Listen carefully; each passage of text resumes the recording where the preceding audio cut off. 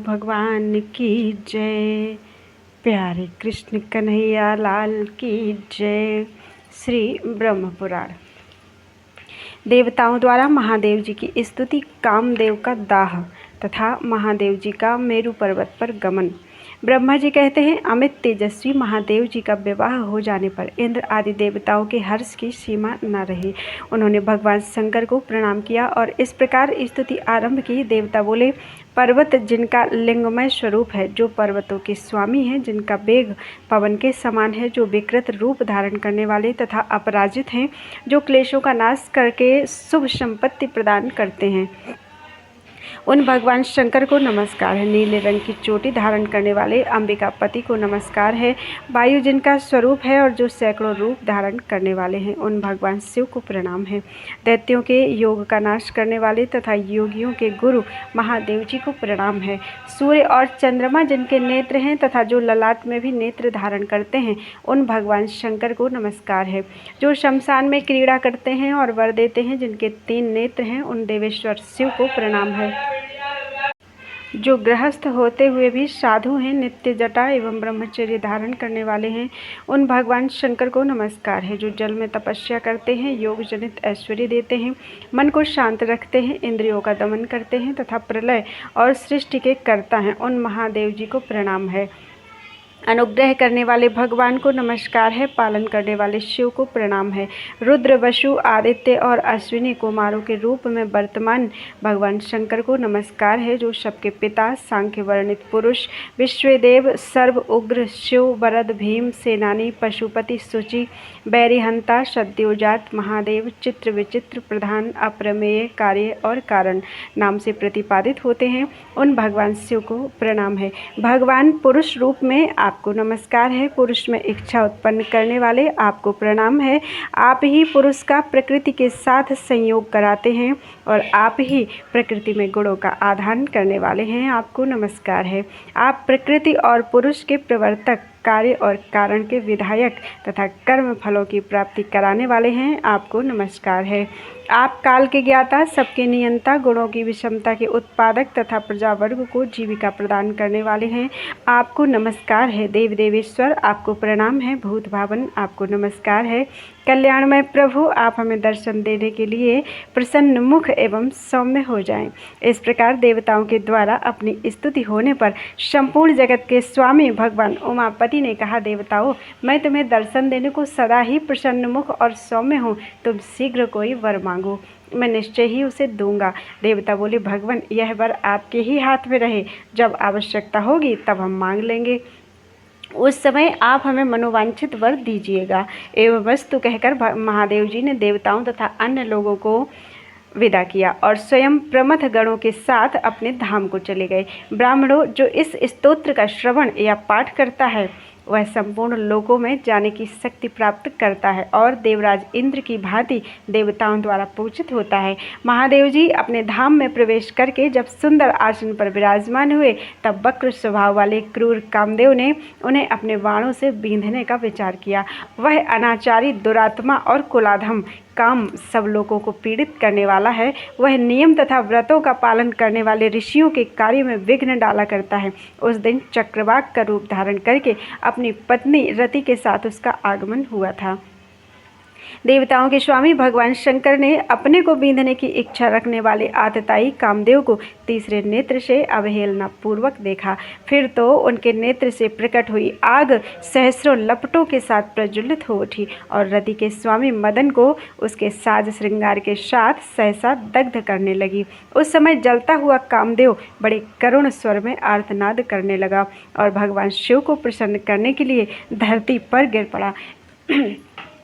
इतने में उसके सब अंगों में आग फैल गई और सब लोगों को ताप देने वाला काम स्वयं ही पृथ्वी पर गिरकर क्षण भर में मूर्छित हो गया। उसकी पत्नी रति दुखित होकर करुणा में विलाप करने लगी। उस दुखिनी ने महादेव जी तथा पार्वती देवी से अपने पति के लिए याचना की। उसके दुख को जानकर दयालु दंपत्ति ने उसे सांत्वना देते हुए कहा, कल्याणी, कामदेव तो अब निश्चय ही दग्ध हो गया। अब यहाँ इसकी उत्पत्ति नहीं हो सकती। परंतु शरीर रहित होते हुए भी यह तुम्हारे सब कार्य सिद्ध करता रहेगा। सुबह जब भगवान विष्णु वसुदेव नंदन श्री कृष्ण के रूप में इस पृथ्वी पर अवतार लेंगे, उस समय उन्हीं के पुत्र रूप में तुम्हारे पति का जन्म होगा। इस प्रकार वरदान पाकर कामपत्नी रति खेद रहित एवं प्रसन्न होकर अपने अभीष्ट स्थान को चली गई।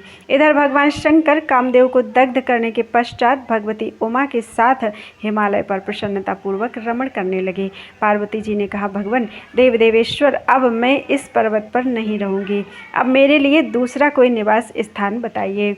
महादेव जी बोले, देवी मैं तो सदा तुमसे अन्यत्र रहने को कहता था, किंतु तुम्हें कभी अन्य किसी स्थान का निवास पसंद नहीं आया।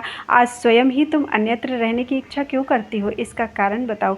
देवी ने कहा, देवेश्वर, आज मैं अपने महात्मा पिता के घर गई थी। वहाँ माता ने मुझे एकांत स्थान में देख उत्तम आसन आदि के द्वारा मेरा सत्कार किया और कहा, ओमे तुम्हारे स्वामी दरिद्र हैं, इसलिए सदा खिलौनों से खेला करते हैं।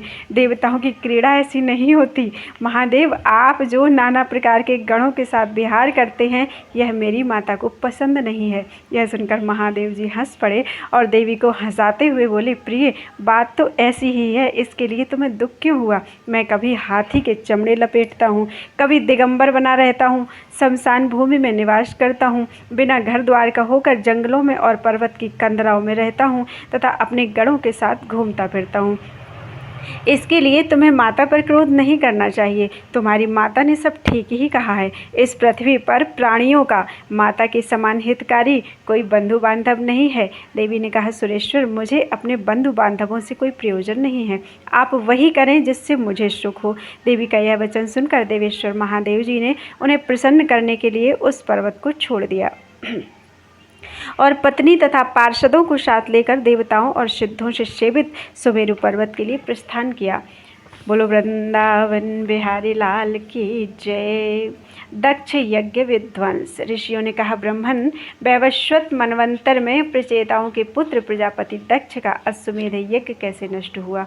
ब्रह्मा जी बोले, ब्राह्मणों, महादेव जी ने सती देवी का प्रिय करने की इच्छा से जिस प्रकार दक्ष के यज्ञ का विध्वंस किया था, उसका वर्णन करता हूँ। पूर्व काल की बात है। महादेव जी मेरुगिरि के ज्योति स्थल नामक शिखर पर, जो सब प्रकार के रत्नों से विभूषित और पलंग की भांति फैला हुआ था, विराजमान थे। गिरिराज कुमारी पार्वती सदा उनके पार्श्व भाग में बैठी रहती थी। आदित्य, वसु, अश्विनी कुमार, गुह्यकों सहित कुबेर, महामुनि शुक्राचार्य जी तथा सनत कुमार आदि महर्षि उनकी सेवा में उपस्थित रहते थे। अत्यंत भयंकर राक्षस एवं महाबली पिशाच, जो अनेक रूप धारण करने वाले तथा नाना प्रकार के अस्त्र शस्त्रों से सुसज्जित थे, भगवान शिव के समीप रहा करते थे। भगवान के पार्षद भी वहां मौजूद थे। वे सब अग्नि के समान तेजस्वी जान पड़ते थे। महादेव जी की इच्छा से भगवान नंदीश्वर भी वहां खड़े रहते थे। नदियों में श्रेष्ठ गंगा जी मूर्तिमती होकर उनकी सेवा में संलग्न रहती थी। इस प्रकार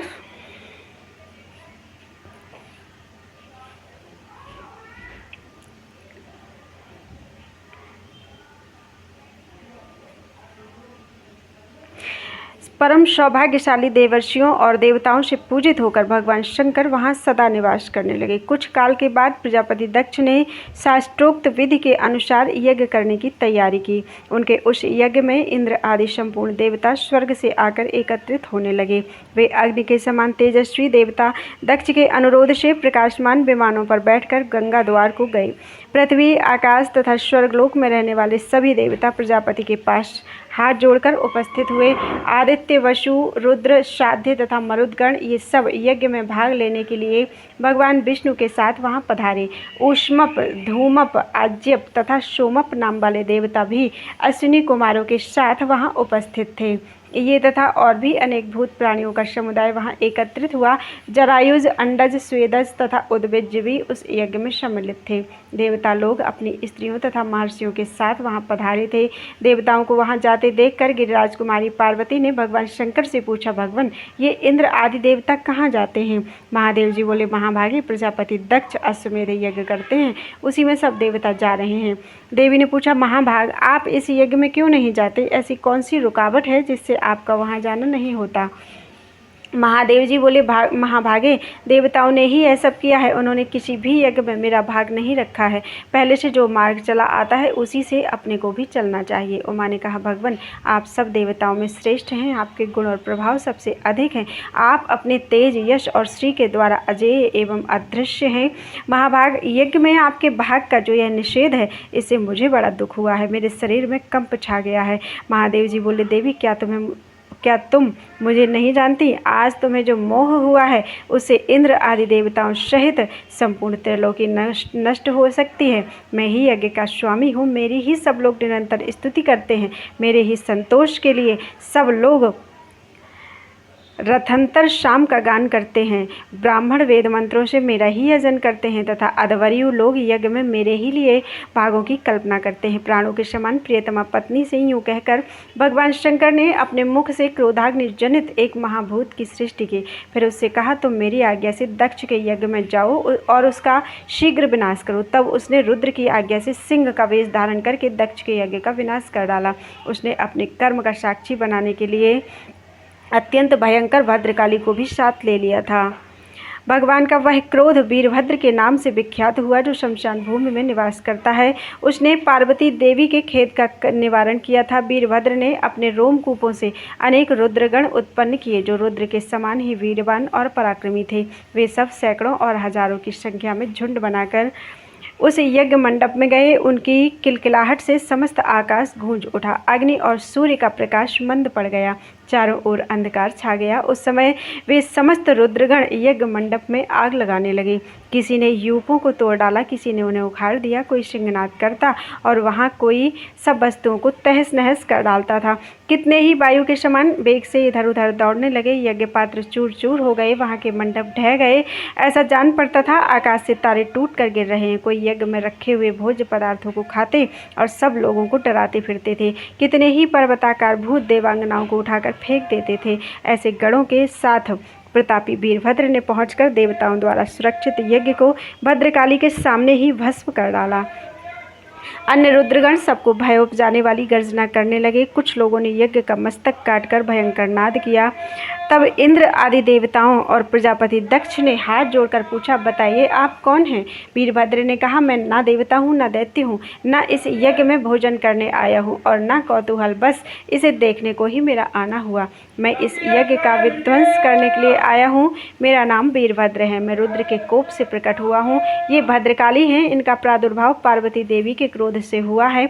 ये देवादिदेव महादेव जी के भेजने से यज्ञ के समीप आई हैं। राजेंद्र, तुम देवदेव भगवान उमापति की शरण में जाओ, उनका क्रोध भी वरदान के ही तुल्य है। तब प्रजापति दक्ष मन ही मन भगवान शंकर की शरण में गए। उन्होंने प्राण और अपान को हृदय में रोककर यत्नपूर्वक उनका ध्यान किया। तब भगवान शिव प्रकट हुए और उन्होंने मुस्कुराकर पूछा, कहो तुम्हारा कौन सा कार्य सिद्ध करूं? तब दक्ष ने हाथ जोड़कर कहा, भगवान, यदि आप मुझ पर प्रसन्न हैं अथवा यदि मैं आपका प्रिय एवं कृपा पात्र हूँ तो मुझे यह वरदान दें, जो भी भोजन सामग्री यहाँ खा पी ली गई है, नष्ट कर दी गई है, यज्ञ का जो सामान चूर चूर करके फेंक दिया गया है, वह सब बहुत दिनों से यत्न करके संचित किया गया था।